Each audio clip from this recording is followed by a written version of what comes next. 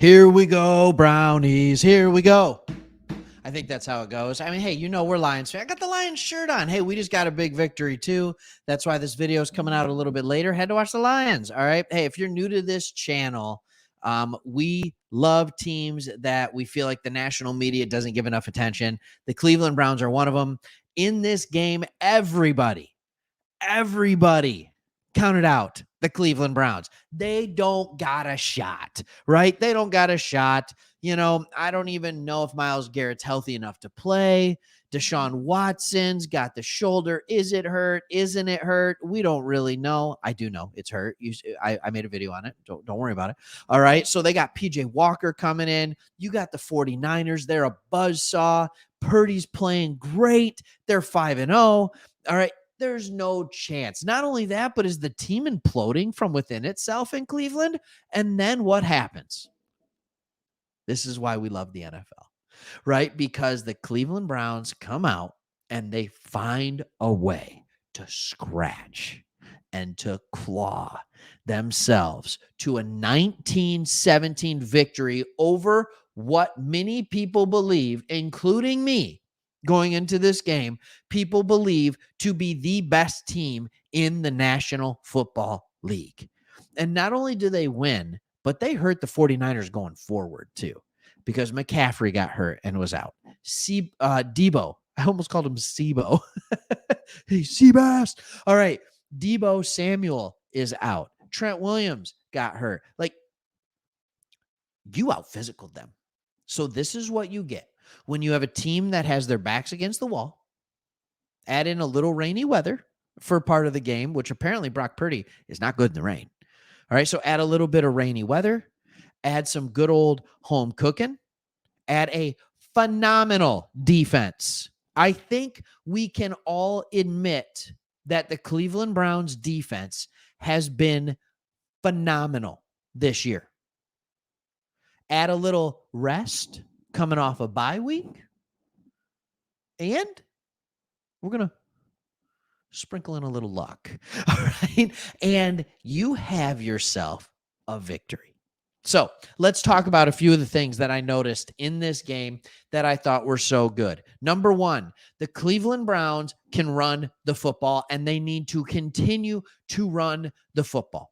I think what the Cleveland Browns need to do is they need to act like, rewind the clock back to last year. Jerome Ford is now Nick Chubb, and Kareem Hunt is still Kareem Hunt.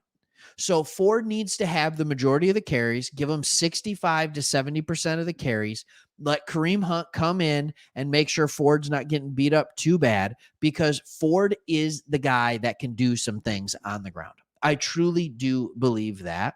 And he's the guy that could be a big focal point of this team going forward. So Jerome Ford needs at least 15 carries a game. He does.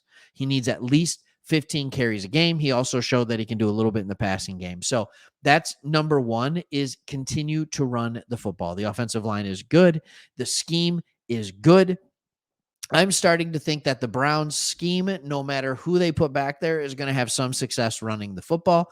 I think it's similar to what San Francisco does. It doesn't matter who's back there running the football, but if you have an amazing talent, they become even more amazing. All right, we've seen it with Christian McCaffrey in San Francisco over the last year. We've seen it over many years with Nick Chubb with the Browns. Sometimes there are schemes that are friendly. We saw it with the Denver Broncos back with the Terrell Davis days under Shanahan, and now his son with the 49ers. It feels like nobody or anybody who's there is going to be successful running the football. Cleveland has that. Utilize that. Use it. Okay, so that's number one. Number two, let's just realize this defense is elite. This passing defense is unreal. Like, they are very, very good. And this isn't the first time that this passing defense has shown up in a big way. They only allowed 3 points to the Bengals. They made the Bengals the Bungles. Okay, that's what they did. They allow 3 points to the Titans, and now 17 to the Niners. That is phenomenal. And I know there are some games in between where it's just like, yeah, they weren't so phenomenal there, but the ceiling is elite. It is elite. All right, let's talk for a second about PJ Walker. All right. Was he good? No. Was he good enough to win? No. Did they win in spite of it? Yes. Did he make a few plays? Yes. Did he miss a lot of plays? Yes. This game was won because of the run game at the end of the game. Watching Jerome Ford run out the clock, phenomenal. Really well done. Multiple first downs in order to be able to run out the clock. You owe him that much. And watching some of your playmakers make plays. And yes, I'm looking at Amari Cooper, the one big play. All right, the one big play. And then you had the defense. You had the defense. You held San Francisco to 125 yards in the air. Purdy has been doing whatever he wants this year. He's been doing whatever he wants this year. Not today. Christian McCaffrey was good. He was averaging almost 4 yards a carry, which isn't normal for him. He's usually much higher in this offense, but you held their running game in enough check, just over 4 yards a carry, that you made them throw to win. And they couldn't do it. They couldn't do it. You made them throw to win. When you look at this 25 for 108, it's not bad. It's really not bad. Most teams aren't unhappy about it, but the 49ers are used to more. So you made them have to throw the ball in order to win, and they just simply could not do it. So that's kind of my take. It was fun watching the Cleveland Browns find a way to win against arguably the best team in football.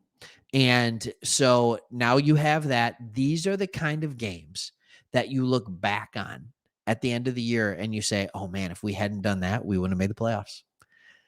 And I think that could be something for Cleveland. So now they just need to hang on until Deshaun gets healthy, tread water, just tread water, get him healthy. And then when this offense can come back and they can start doing what they need to do, you're going to be good.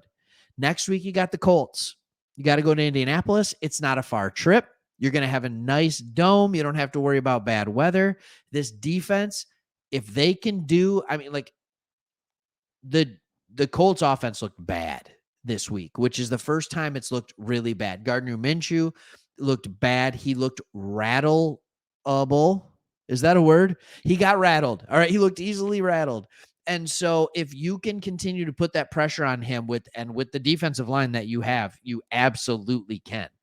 All right. You can absolutely do that with Smith and Garrett coming off the edge. So you can do that. You can get that victory, get yourselves to 4-2. And then you have a tough game coming up against the Seahawks in Seattle. So you got a couple road games back to back. I'm not sure when exactly Deshaun Watson's going to get healthy. I think the Colts game is winnable either way. You're going to need Deshaun for the Seahawks. You're going to need him. So, all right. Hey, that's all I got. I should have ended this video like a minute ago. Thank you so much for watching. Please subscribe to the channel if you haven't already, especially if you want more good Browns content, or at least just more Browns content. I don't know if it's good. You can determine that. And, but thank you so much for watching. And I don't know, go Brownies. Why not?